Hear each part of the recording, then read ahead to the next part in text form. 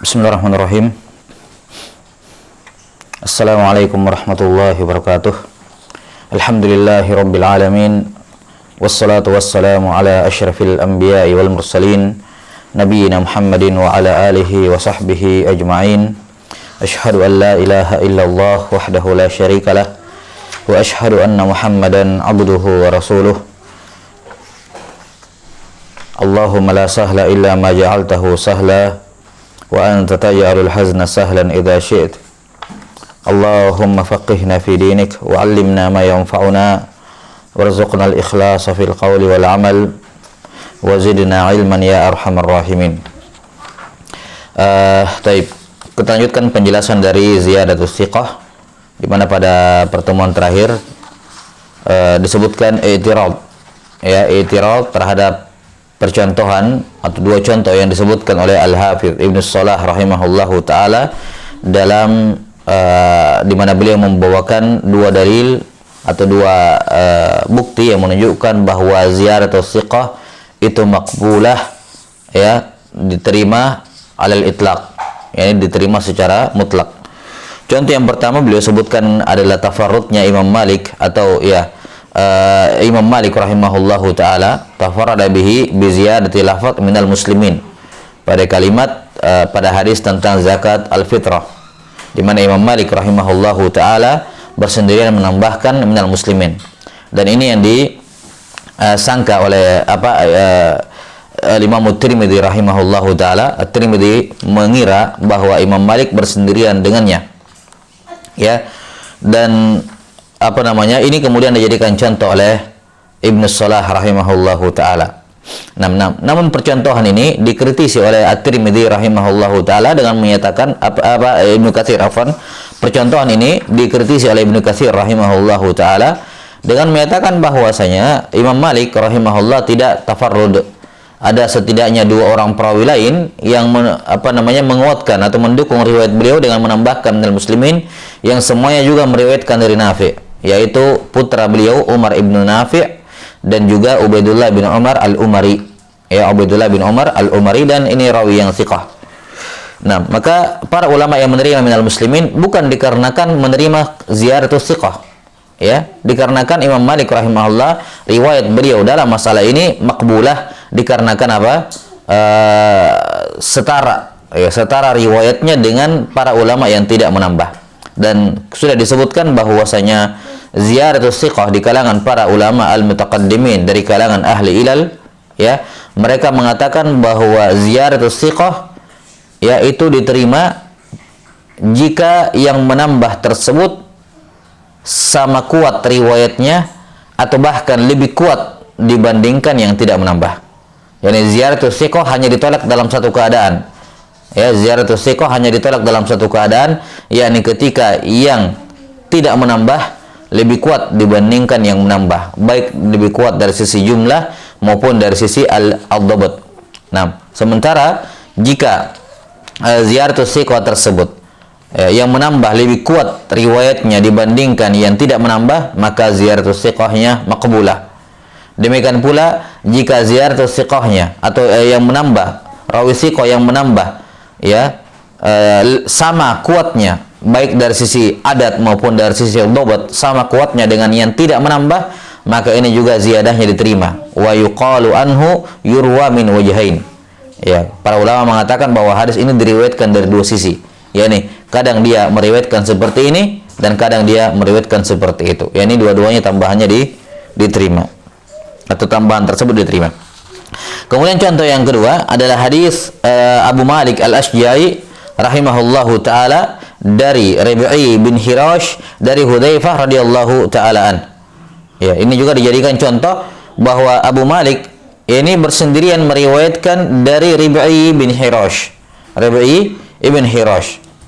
Nah, dan para ulama menerimanya kalimat wa turbatuha tahura. Wa turbatuha tahura wa ju'ilat liyal ardu wa turbatuha wa ju'ilat liyal ardu masjidan wa tahura, ya, atau wa ju'ilat liya al ardu atau wa turbatuha masjidan wa tahura, gitu ya.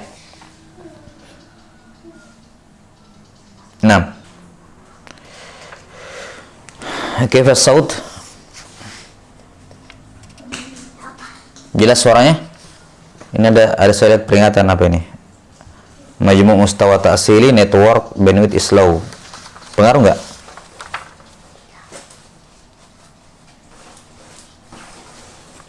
Hah?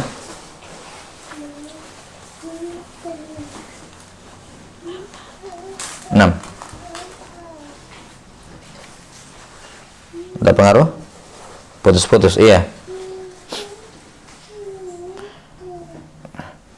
Dari sananya kayaknya, dari antumnya ini dikatakan mustawa ta'sili network bandwidth is low.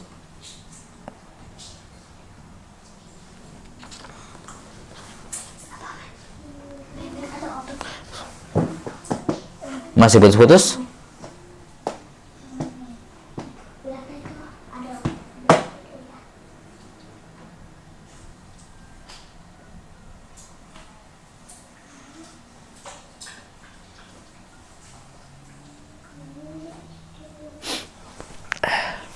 كيف؟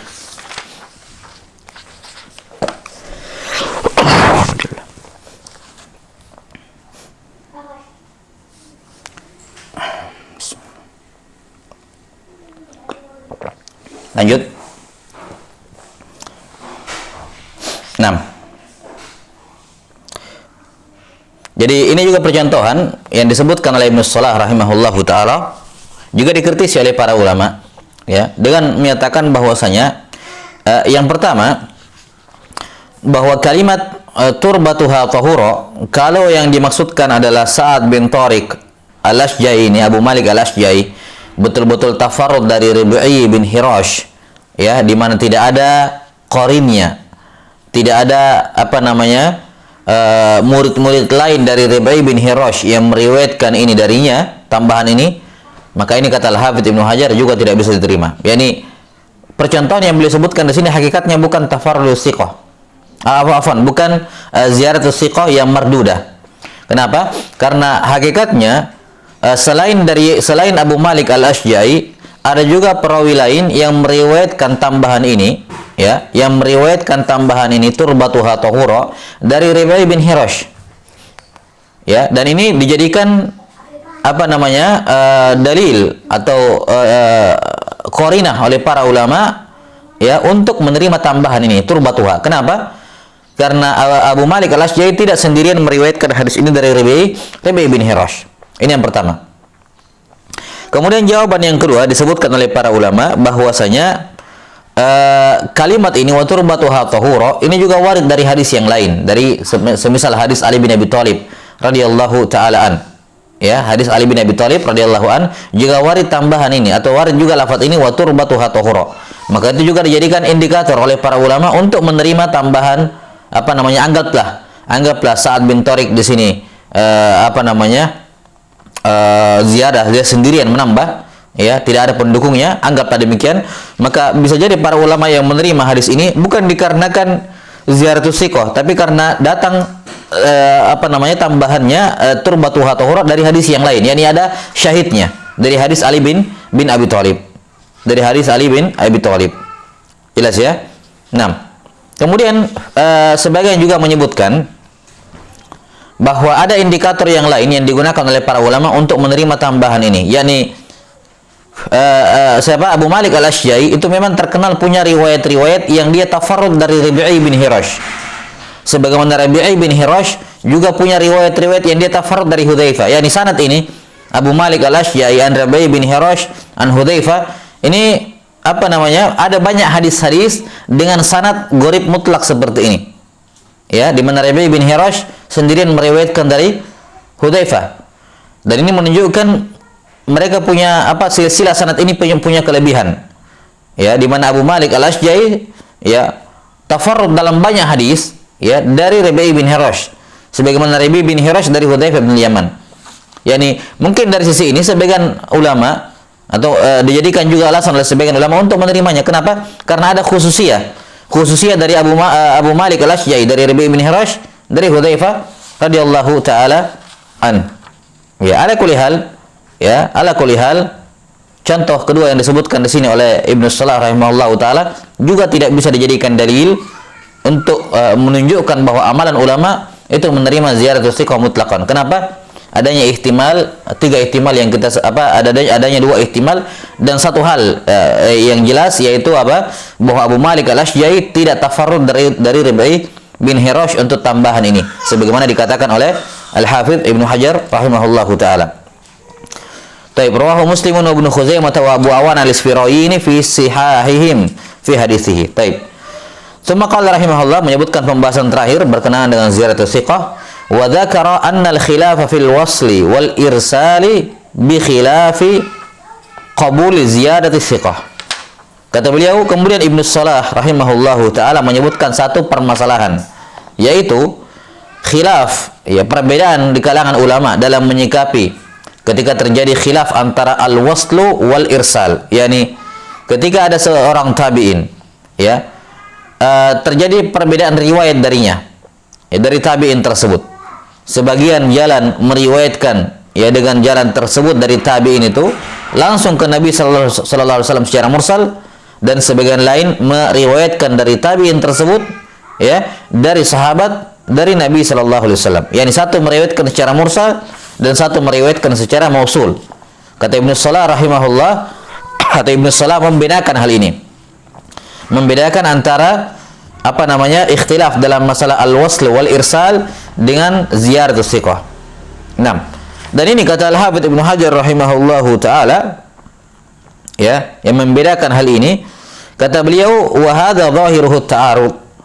Lahiriah amalan Ibnu Salah ini jelas ta'arud, ya, kontradiktif. Ya, wa man abda farqan bainal mas'alataini fala yakhlu min takallufin wa ta'assuf.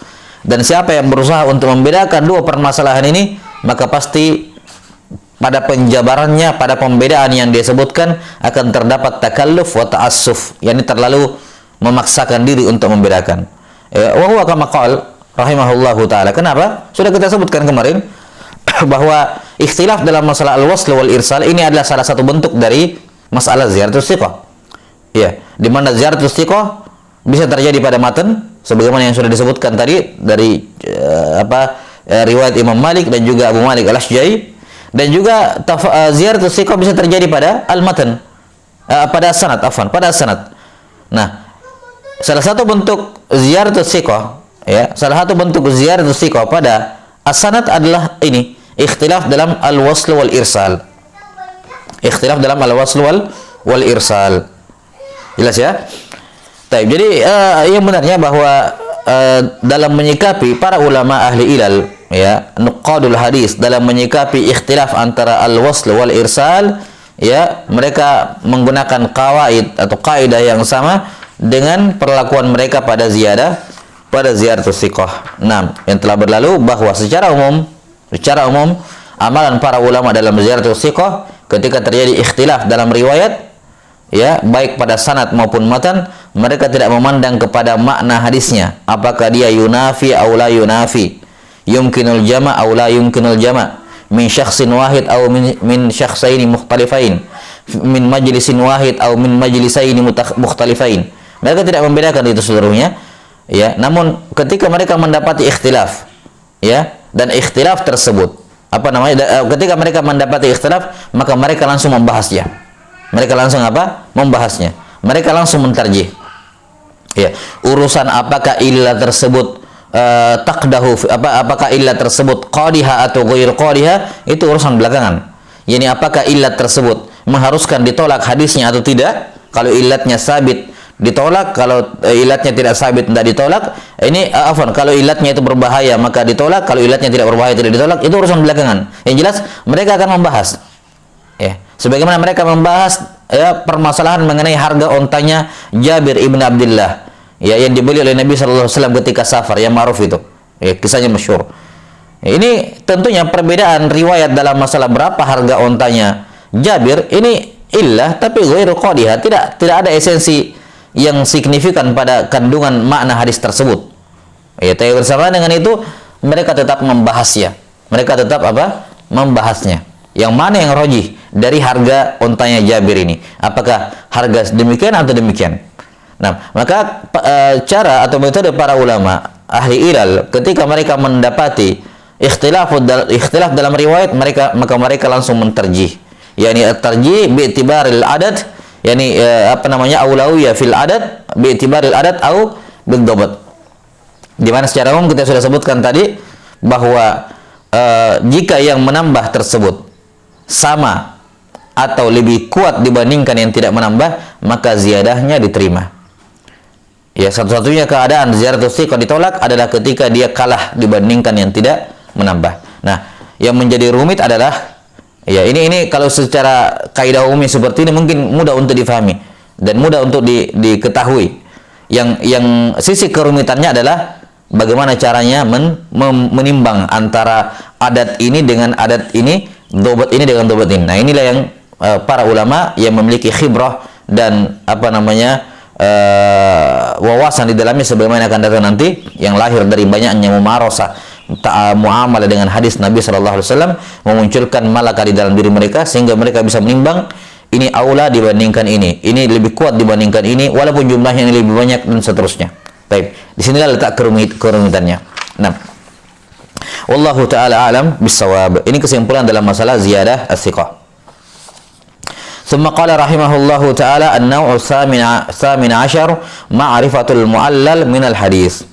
معرفة المعلل من الحديث, mengetahui al-mu'allal min al-hadis, mengetahui hadis-hadis al-mu'allal dalam al-hadis.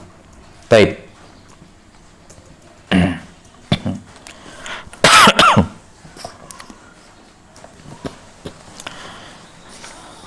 Disebutkan oleh Syekh Abdul Karim Al-Khudair hafizahullahu taala bahwa lafaz al-mu'allal ini ya tidak ditemukan dalam kutubul lughah ya sesuai dengan makna yang difahami oleh ahlul istilah.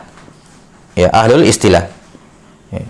Jadi sebagaimana yang sudah ma'ruf saya kira bahwa para ulama ketika menamakan sesuatu untuk penamaan istilah dan itu tentunya punya asal makna dalam lughah, maka mereka mengambil penamaan tersebut untuk suatu istilah itu dikarenakan adanya irtibat antara makna lugawi dengan makna al-istilahi. Itu asalnya. Seperti misalnya dikatakan as-shalah.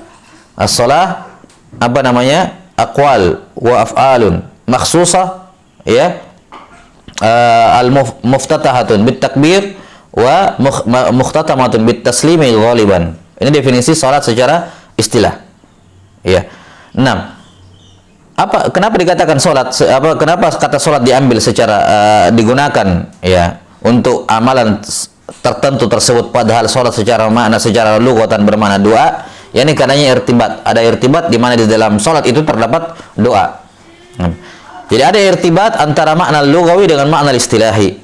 Nah, kata beliau bahwa dalam hal ini kata al-mu'allal dari fi'il madi allala, ya, fi'il madinya allala, ini tidak memiliki keterkaitan lugawi dengan istilahi. Ya, tidak ada keterkaitan mana al-lugawi dengan al-istilahi. Nah, kenapa? Karena al-istilahi jelas ya, yang dimaksudkan mu'allal adalah hadis-hadis yang padanya ada illat. Hadis-hadis yang padanya ada illat, ada cacat. Ya, ada cacat. 6. Sementara tidak ada satupun dari makna al-mu'allal secara lugha yang bermakna seperti itu. Yang bermakna seperti itu. Taib. Ya, di mana al-mu'allal ya, atau fi'il madinya allala itu bermakna alhahu bisyai' wa syagalahu bihi. Ya. Membuat dia lalai dengan sesuatu. Membuat dia lalai dari sesuatu. Ya, dikatakan ta'lilus sabiyi bit ta'am. Ya. Anak-anak ditaklil agar bisa makan. Yani dibuat dia lalai dengan mainan atau apa supaya bisa makan. Nah, itu makna mu'allal atau allala dalam fi'il madinya. Dan itu sama sekali tidak ada korelasinya dengan makna istilah yang diinginkan di sini. Jelas sampai sini ya. Kata beliau demikian. Nah, karena itulah kebanyakan ulama ya, kebanyakan ulama al-usulin wal fuqaha ya dan selainnya, mereka lebih cenderung menggunakan lafaz al-ma'lul. Lafaz al-ma'lul. Ya, dibandingkan al-mu'allal. Kenapa? Karena al-ma'lul secara lughah itu memiliki keterkaitan dengan makna istilah. Ya, keterkaitan dengan mana al-istilah, yakni ma fihi illah, yang padanya ada penyakit, itu ma'lul. 6. Demikian pula mereka menggunakan kata mu'al, ya. Mereka menggunakan kata al-mu'al, yakni yang ditaklil, ya. Dari kata ullilah, yakni al-mu'al, yakni yang ditaklil oleh para ulama. 6. Ala kulli hal, ini 3 penamaan yang masyhur, ya, di kalangan para ulama dalam menamakan ilmu ini atau jenis hadis ini. Ada yang mengatakan hadis al-mu'allal, ada hadis ma'lul, dan ada hadis al-mu'al. Ini 3 istilah, ya. Walaupun yang pertama al-mu'allal ini dikritisi dikarenakan tidak ada irtibat dari sisi bahasa dengan makna lugawi dengan makna al-istilahinya, ya. Namun ini sudah masyhur digunakan oleh para ulama, ya.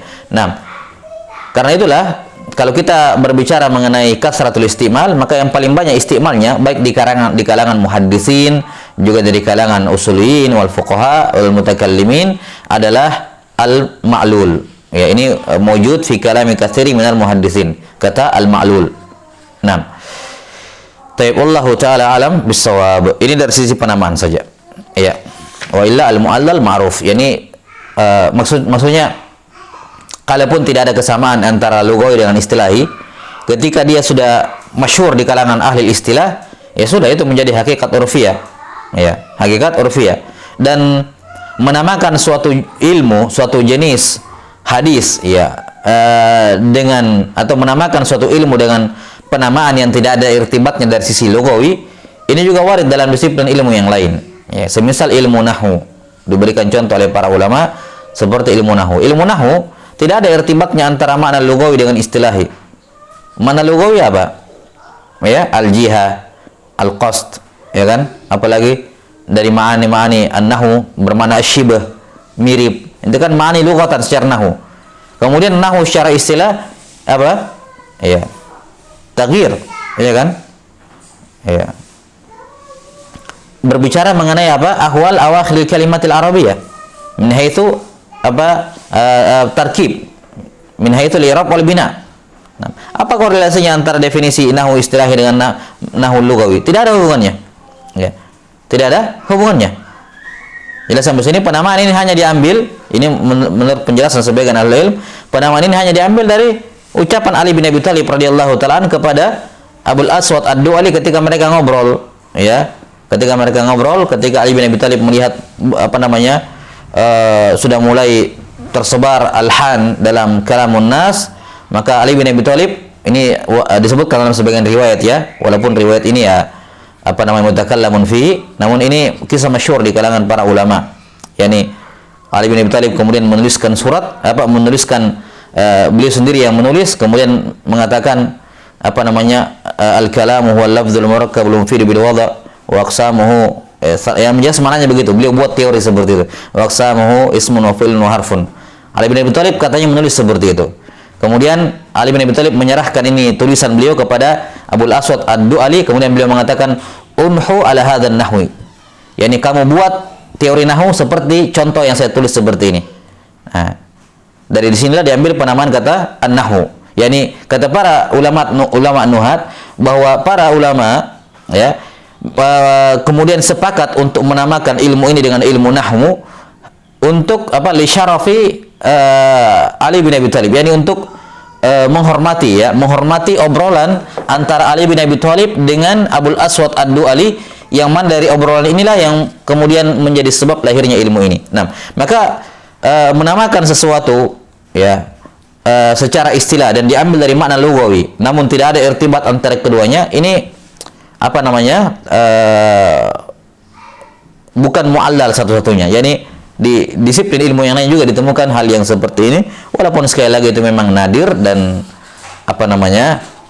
al-aula menggunakan takbir yang masyhur yang memiliki irtibat antara makna al-istilahi dengan makna al-lughawi. Wallahu a'lam bissawab. Taib. Qala rahimahullahu taala. Nah, apa itu al-mu'allal atau al-ma'lul? Al-ma'lul, dan kita sudah mendapatkan atau menemukan istilah al-mu'allal ini di definisi hadits as-sahih, ya kan? Min ghairi syudzudin wala mu'allal. min ghairi syudzuz wala mu'allal dalam ta'rif as-sahih. 6. Al-mu'allal berasal dari kata apa namanya? Atau al-ma'lul. Ya, ini semua isim maf'ul ya, isim maf'ul. Yani al-hadis alladzi fihi illah. Hadis yang padanya ada illah. 6. Illah ini ya, illah apa itu illah? Illah kata para ulama adalah sababun ghamidun khafiyun, ya, sababun ghamidun khafiyun fil hadis. Ini illat. Ya, illat adalah sesuatu yang apa namanya rumit dan terselubung dalam hadis. Dalam sebuah hadis. Yani sesuatu yang tidak bisa ketahuan dengan mudah dikarenakan apa? Sesuatu tersebut tersembunyi di dalam hadis dan rumit untuk menyingkapnya. Itu makna illat. Ya, dan ini dipahami dari makna illat apa namanya secara lugawi, di mana illat itu diitlaqkan untuk penyakit-penyakit dalam pada tubuh yang tidak kelihatan secara fisik, baik-baik saja. Ya. Nah, jadi illat adalah sesuatu ya, yang tersembunyi, yang terselubung dalam sebuah hadis, yang sulit diketahui secara kasat mata, yang hanya bisa diketahui setelah ya apa namanya usaha yang keras. Itu makna illat secara apa namanya al-istilah. Nah, illat ini terbagi menjadi dua. Illah terbagi menjadi dua. Ada illah yang qadihah dan illah ghairu qadihah. Ada illah yang qadihah dan ada illah ghairu qadihah. Ada illat yang merusak keabsahan hadis dan ada illat yang tidak merusak keabsahan hadis. Ada illat yang merusak keabsahan hadis dan ada illat yang tidak merusak keabsahan hadis. Baik. Dari dua makna ini atau dua kisah ini ya, yang diitlaqkan oleh para ulama ketika mereka menggunakan istilah ma'lul atau mu'al ataupun mu'allal, maka yang mereka maksudkan adalah jenis illat yang pertama, yakni illat yang qadihah.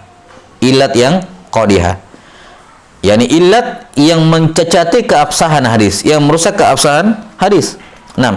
Adapun illat ghairu qadihah, illat yang terdapat dalam sebuah hadis namun tidak merusak, tidak mencacati hadis tersebut, tidak merusak sanad dan tidak pula merusak matanya, maka mereka tidak menamakannya dengan nama ma'lul.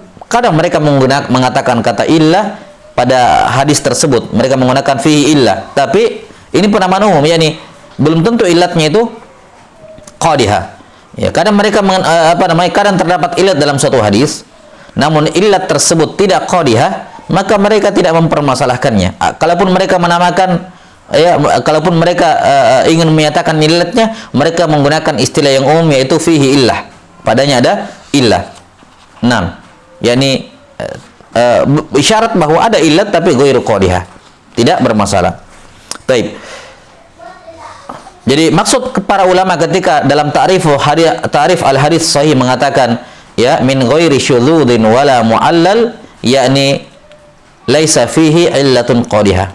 Tidak ada illat yang qadihah padanya. Adapun illat yang ghairu qadihah, maka ini pada dasarnya tidak dipersyaratkan ternafikan, ya. Tidak dipersyaratkan ternafikan dari hadis sahih.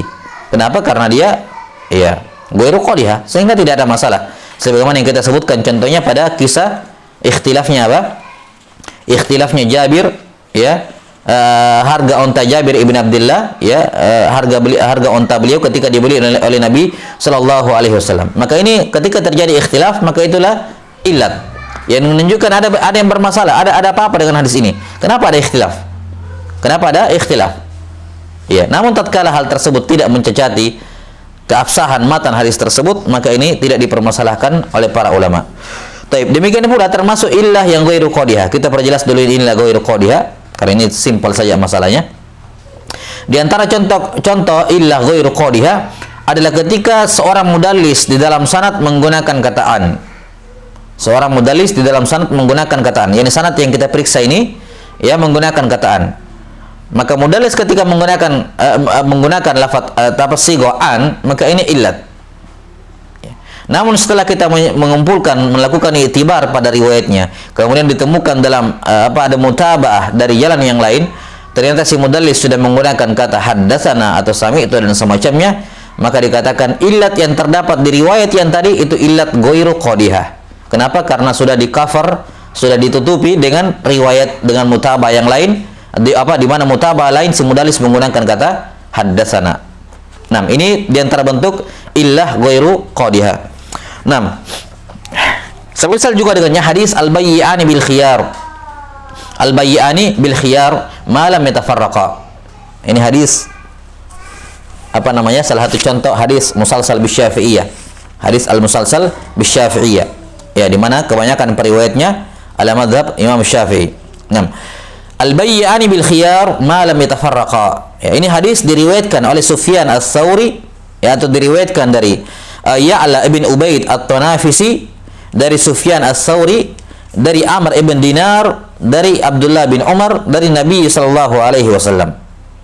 Hadis diriwayatkan dari jalan Ya'la bin Ubaid At-Tanafisi, dari Sufyan Ats-Tsauri, ya, dari Amr ibn Dinar, dari Ibni Umar. Nah, ini hadisnya zahirnya semuanya thiqah. Ya, tidak ada masalah. Ya'la bin Ubaid At-Tanafisi thiqah, Sufyan Ats-Tsauri imam, Amr bin Dinar kadzalik, Ibnu Umar radhiyallahu anhuma, ya. Hanya saja kata beliau, kata para ulama, ya, bahwasanya Ya'la bin Ubaid ini keliru dalam sanadnya, ya. Yang benarnya bukan Amr bin Dinar tapi Abdullah ibnu Dinar. Jadi sanad yang benarnya adalah Ya'la bin Ubaid At-Tanafisi an Sufyan Ats-Tsauri an Abdullah bin Dinar an Ibni Umar, an Abdullah bin Dinar. Kemudian Ya'la bin Ubaid keliru dengan mengatakan Amr ibnu Dinar. Amr ibnu Dinar. Jelas sampai sini? Ya, di mana dan ini diketahui dikarenakan Ubaid At-Tanafisi menyelisihi murid-muridnya Sufyan Ats-Tsauri. Ya, seperti Abu Nuaim Al-Fadl ibn Dukain, Muhammad bin Yusuf Al-Firyabi dan selainnya yang meriwayatkan dari Sufyan Ats-Tsauri tapi dari Abdullah bin Dinar. Dari Abdullah bin Dinar. Maka Ya'la bin Ubaid ini menyelisih murid-murid yang lain dari Sufyan Ats-Tsauri, di mana dia sendiri mengatakan an Amr bin Dinar. Padahal yang benarnya Abdullah bin Dinar. Nah, ini jelas illat. Namun illat ini apakah qadihah atau tidak? Jawabannya tidak qadihah. Memang ada illat, yakni tergantinya nama perawi. Ya. Namun illat seperti ini ghairu qadihah. Kenapa? Ya, karena baik Amr bin Dinar demikian pula Abdullah bin Dinar dua-duanya thiqah. Yani aina ma yadurul isnad yaduru ala thiqah. Yang manapun dari dua sanad ini yang benar tidak mempengaruhi karena dua-duanya apa? Dua-duanya thiqah. Nah, ini termasuk illah ghairu qadihah. Dan bukan ini yang kemudian difokuskan pembahasannya oleh para ulama. Walaupun tentunya sekali lagi sebagaimana yang sudah kita sebutkan tadi bahwa para ulama ahli ilal wa nuqadil hadis membicarakan dan membahas semua jenis ilal, mau yang qadihah mau ghairu qadihah, mereka membahasnya. Cuman yang kita tekankan di sini adalah bahwa istilah ma'lul itu diitlakkan hanya untuk yang qadihah saja. Ya, tapi bukan berarti para ulama tidak membicarakan yang ghairu qadihah. Ya, tetap dibicarakan dan dibahas seluruhnya. Taib, wallahu ta'ala alam bisawab. Nah, karena itulah para ulama ya mendefinisikan illat yang qadihah atau al-ma'lul. Apa itu al-ma'lul? Al-ma'lul berarti kalau al-ma'lul adalah illah qadihah. Hadis yang padanya terdapat illah qadihah. Nah, al-ma'lul, al-mu'al atau al-mu'allal. Mereka mengatakan bahwa al-ma'lul adalah sababun ghamidun khafiyun taqdahu atau yaqdahu fi sihhatil hadis ma'anna zahirahu as-salamatu min. Ya. Kalau begitu al-ma'lul atau al-mu'allal atau al-mu'al adalah sababun ghamidun khafi. Sesuatu hal, sesuatu sabab, ya. Sebab yakni ada akibatnya. Apa akibatnya? Nanti ditolak. Ini sebab. Ya. Dia sebab yang ghamid, yang rumit. Ya, yang rumit, khafi, lagi tersembunyi. Rumit sudah rumit tersembunyi pula. Ya. Taqdahu fi sihhatil hadis atau yaqdahu fi sihhatil hadis, yang merusak keabsahan hadis. Merusak keabsahan hadis, yakni merusak matannya. Ya, merusak apa? Matannya. Ya, karena kadang sanad bersih, matan yang rusak misalnya. Ya. Dan kalau saya ulangi, kadang sanad bersih, kadang sanad masalah tapi matannya bersih. Kadang sanadnya bermasalah tapi matanya tidak ada masalah, sebagaimana yang kita sebutkan tadi. Contohnya al-bayyani bil khiyar. Pada sanadnya ada masalah, Abdullah bin Dinar dengan Amr bin Dinar, tapi matanya tidak ada masalah. Ini bukan ini dimaksud. Ini yaqdahu fi sihhatil hadis, yakni matanya rusak. Matanya apa? Rusak. Ya, yang mana matan yang rusak ini dikarenakan apa? Dikarenakan sanad yang rusak. Walaupun tidak ada korelasi, kalau sanadnya bermasalah berarti matanya bermasalah, belum tentu. Ya.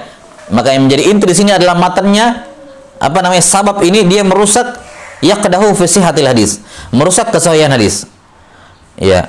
Ma'an nadhahirahu as-salamatu min. Dan ini kalimat setelahnya ini sekedar ziyadatul bayan saja, ya, tidak mesti masuk dalam ta'rif. Karena apa? Karena kalimat sababun ghamidun khafi sudah menunjukkan kalimat ini, yakni zahirnya selamat dari sabab tersebut. Zahirnya sebab itu tidak ada, tapi sebenarnya ada dan terselubung. Taib, ini ilmu definisi dari al-ma'lul atau al-mu'al atau al-mu'allal. 6.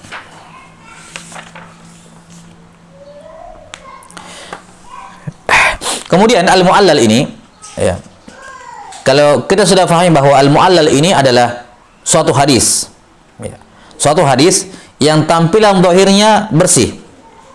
Apa tampilan zahirnya sahih? Yakni 3 syarat sahih sebelumnya, yakni ittisalus sanad, adalatur ruwat, dhabtur ruwat. Dia punya adalah baik tamamul dhabt maupun khafiful dhabt. Dia punya tiga-tiganya. Kapan 3 ini terpenuhi, maka ini zahiruhu as-salamatu min. Zahir hadisnya selamat dari illat.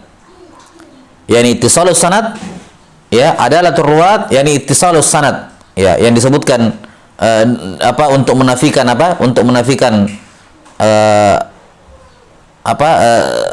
yang dimaksud dengan ittisalus sanad, yani zahirnya ittisal, ya. Zahiruhu ittisal. Ya, kemudian adalatur ruwat sama dhabtur ruwat. Nah, adalatur ruwat dengan dhabtur ruwat. Nah, ini ketika terpenuhi dikatakan apa? Ketika terpenuhi 3 ini dikatakan zahiruhu as-salamatu min. Zahirnya selamat dari ilal. Nah, jadi ada hadis zahirnya memenuhi kriteria, 3 kriteria yang pertama dari hadis sahih, ya, atau hadis hasan terpenuhi. Tapi di dalamnya ada illat, ada ikhtilafur riwayah. Ya, di mana pasti, ya, penyebab atau yang menjadi sebab dalam illat adalah ikhtilafur riwayah. Ikhtilaf. Ya. Yani dari ikhtilaf inilah akan diketahui sebab sebabnya kita akan terangkan nanti. Jadi hadis al-ma'lul adalah sebuah hadis yang zahirnya selamat, memenuhi 3 kriteria yang pertama dari hadis makbul itu. Namun di dalamnya ada permasalahan, ya, yang mana permasalahan ini, sebab ini terselubung. Dia tersembunyi. Harus dicari. Karena dia tersembunyi harus dicari. Setelah didapat harus digali lebih dalam karena dia terselubung. Rumit, ya. Ghamid, rumit, ya. Tersembunyi dan rumit. Jadi walaupun didapat belum tentu juga ketahuan karena rumit. Jadi harus dicari tahu dulu kalau ada, kalau dapat harus ditelaah lagi lebih dalam untuk memecahkan kerumitannya. Ya. Ini al-ma'lul dan dia merusak keabsahan hadis. Dia merusak keabsahan al-hadis. Taib. Dari sini kita dari sini menunjukkan bahwasanya ilmu ini adalah sebagaimana jenis penyakitnya adalah terselubung, maka yang bisa mengetahui dan mendeteksi adanya illah qadihah dalam sebuah hadis juga adalah ulama yang, ya, dalam tanda kutip juga memiliki ilmu yang terselubung, gitu, ya. Yani yang memiliki ilham dari Allah Subhanahu wa taala, yang dianugerahkan ilham oleh Allah taala, ya, untuk memahami ilmu ini, ya, yang lahir dari kasratul mumarasah, ya, terhadap hadis-hadis Rasulullah sallallahu alaihi wasallam. 6.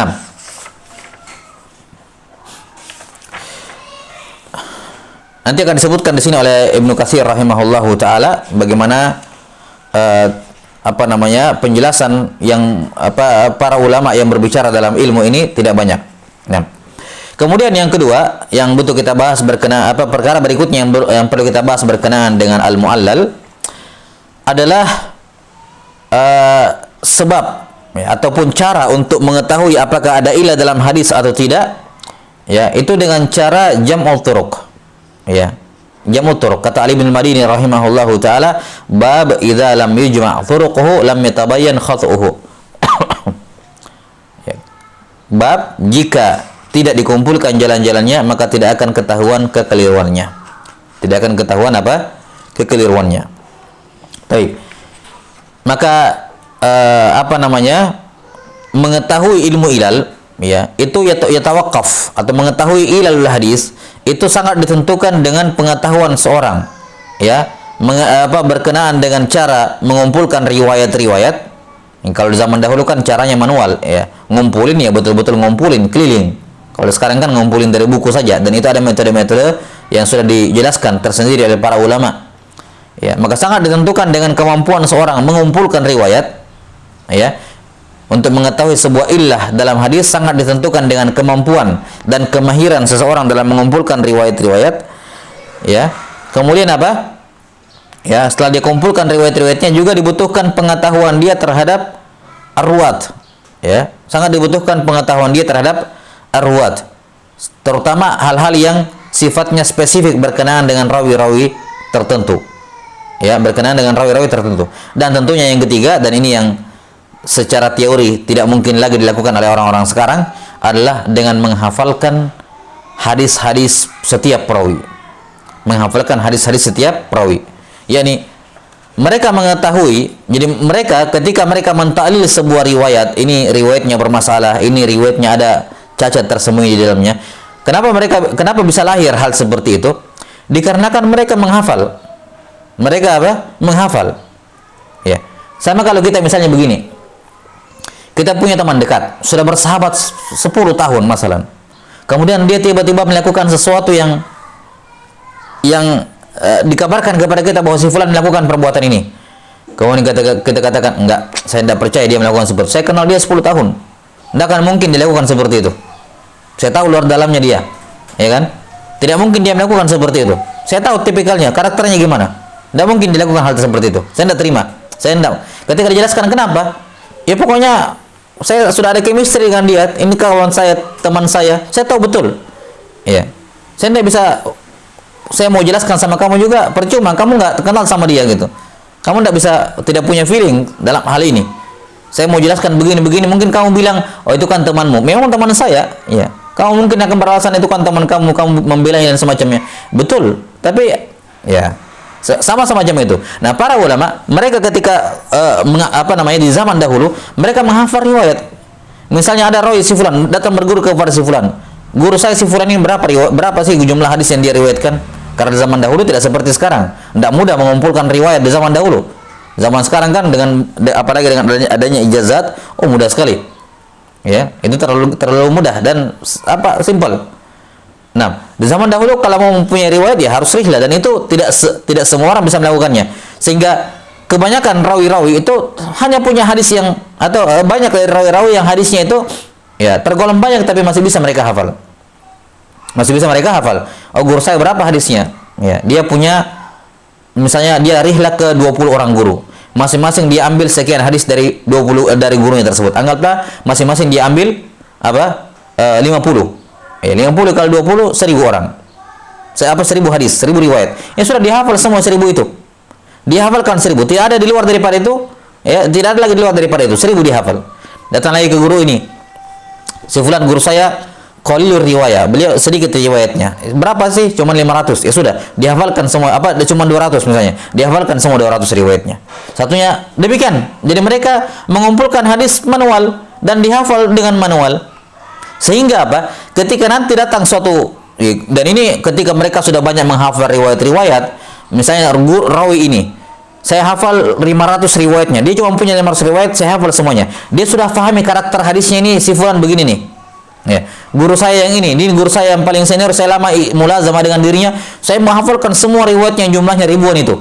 Guru saya, karakter hadis guru saya itu seperti ini nih. Ya, saya sudah paham maksudnya bagaimana, arahnya gimana. Nah, ketika satu saat mereka mendapatkan sesuatu yang melalui rawi tertentu yang dia sudah hafal riwayat-riwayatnya, mendapati sesuatu yang ganjil, ini kok tidak masuk dalam hafalan saya. Oke lah, memungkinkan dia punya hadis yang saya tidak hafal. Bisa jadi dia punya riwayat lain, betul. Tapi sudah jelas, ya gitu. Ya kan? Saya menghafal semua riwayat-riwayat dia. Datang hadis ini lewat jalur si fulan, saya nggak kenal, saya nggak hafal.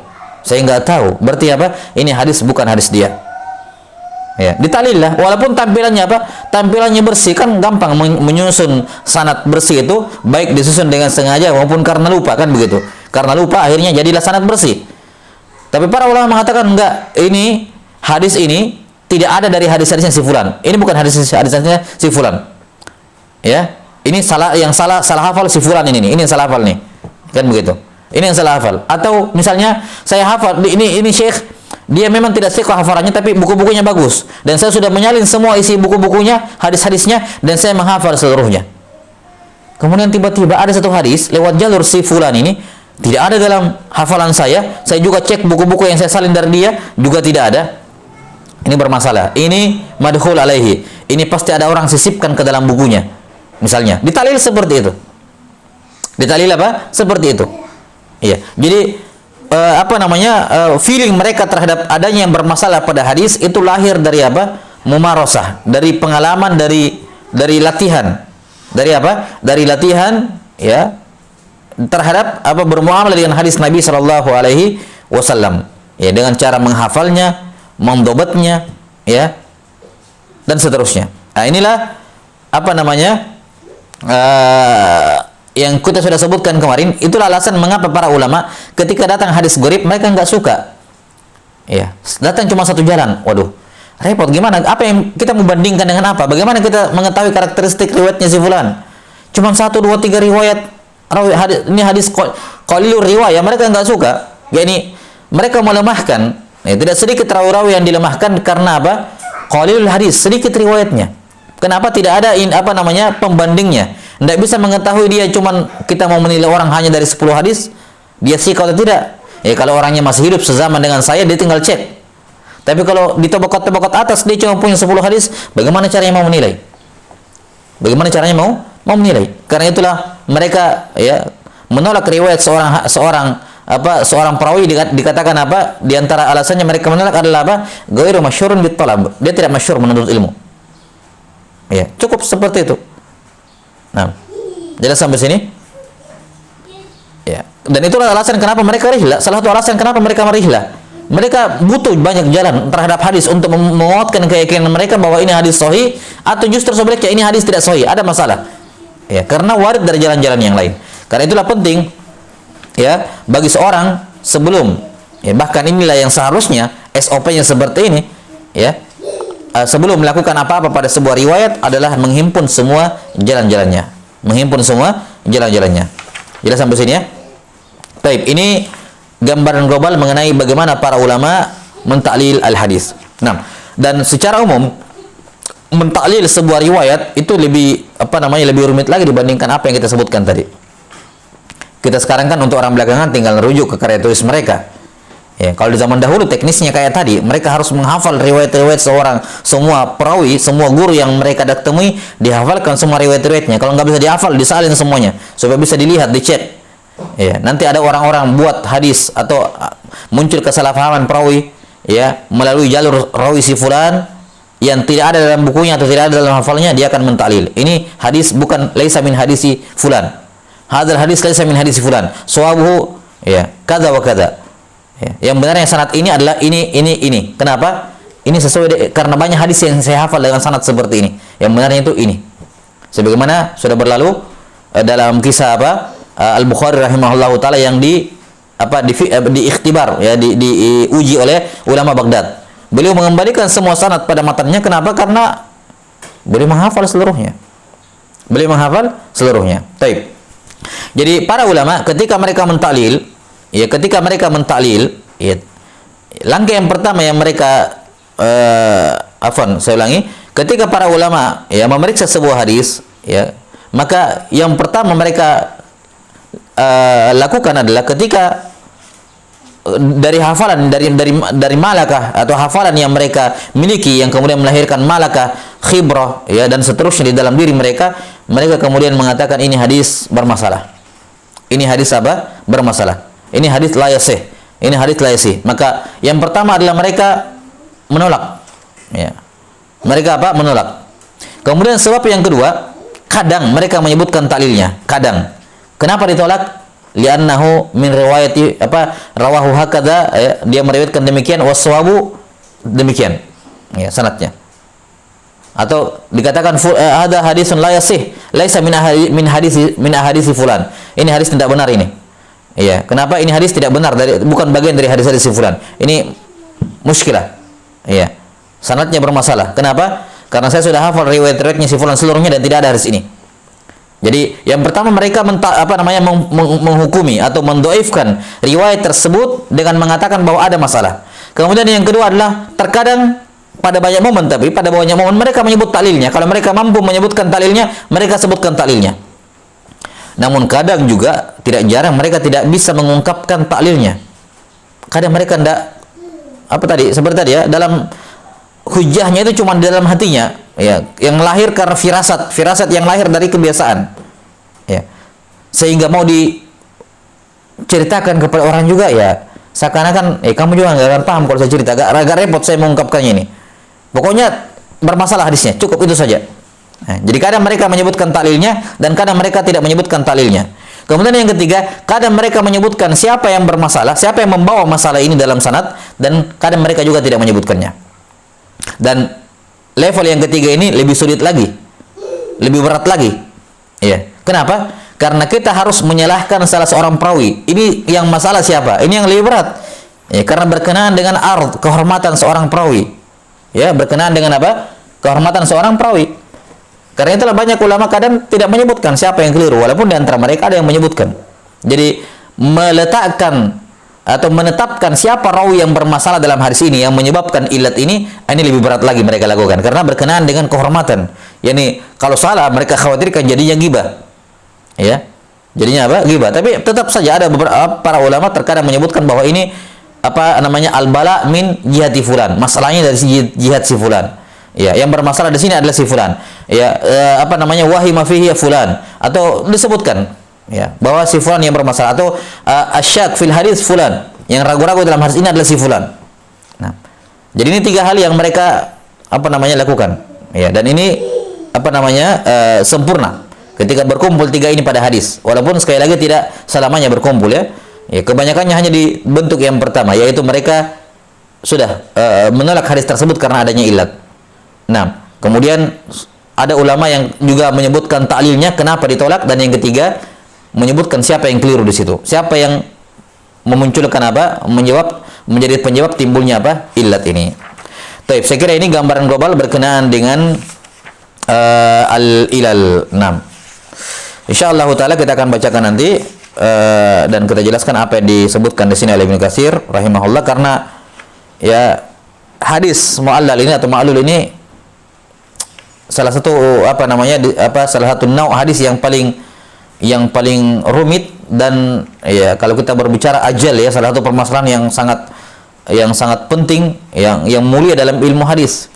Nah, sayang sekali di sini beliau hanya 1,5 lembar doang penyebutannya. Ya, simpel sekali. Ya, padahal ini salah satu ilmu yang penting untuk dijabarkan dan diperbanyak penyebutan contoh-contohnya. Taib, ala kulli hal di situ di Al-Ba'its Al-Hasis, Syekh Ahmad Syakir rahimahullahu taala menyebutkan 10 jenis ilal. 10 jenis ilal dari Al-Hakim rahimahullahu taala. Antum bisa baca-baca dulu di situ. Sengaja saya gambarkan karena di sini Al-Hafidz Ibnu Katsir rahimahullah ketika menyebutkan pembahasan ma'rifah mu'allal hadis, langsung beliau sebutkan ini ilmu yang terselubung, sedikit ulama yang bisa terjun di dalamnya. Ya, ini pokoknya disebutkan tentang kehebatan ilmu ini dan betapa rumitnya ilmu ini. Nah, cuman ini akan sulit difahami kalau kita belum kebayang bentuk-bentuk ilal, kok bisa rumit, bagaimana bentuk kerumitannya. Nah, ini sebagian saya sudah jelaskan gambaran globalnya. Nah, untuk contoh-contohnya antum bisa lihat di situ di halaman 205 ya, disebutkan oleh Syekh Ahmad Syakir ya rahimahullahu taala, mengutip dari Al-Hakim ya, beliau menyebutkan 10 hadis ilal ya, 10 jenis atau 10 contoh hadis mu'allal. Ya, beliau sebutkan 10 bentuknya disertai dengan contoh-contohnya. Ya, beliau sebutkan 10 bentuk disertai dengan contohnya masing-masing. Ini bagus di antum baca Ya, kemudian lihat bagaimana bentuk-bentuk taklil para ulama. Nah, wallahu taala alam bisawab. Dan sebagaimana di durus sebelumnya saya juga sebutkan, atau di kalangan ulama mutaakhirin, ya, karena kalau ilalnya di kalangan ulama-ulama mutaqaddimin ini butuh basic yang atau sekira sebagian antum sudah punya, ya bisa langsung membaca kutub ilalnya Ali bin al-Madini atau Ibn Abi Hatim. Dan untuk pengantar ke sana, bagi yang belum masih kesulitan mungkin bisa membaca kitab Ahaditsul Mu'alla Zahiruhas Sihah karya Syekh Muqbil rahimahullahu taala. Baik, cukup dulu sampai sini. Wal ilmu indallah. Nas'alullah ta'ala yu'allimana mimma yanfa'una wa ayyanfa'ana bima 'allamana. Innahu waliyyu dzalika wal qadiru alaih. Subhanakallahumma bihamdik asyhadu an la ilaha illa anta astaghfiruka wa atubu ilaik. Walhamdulillahirabbil alamin. Wassalamualaikum warahmatullahi wabarakatuh.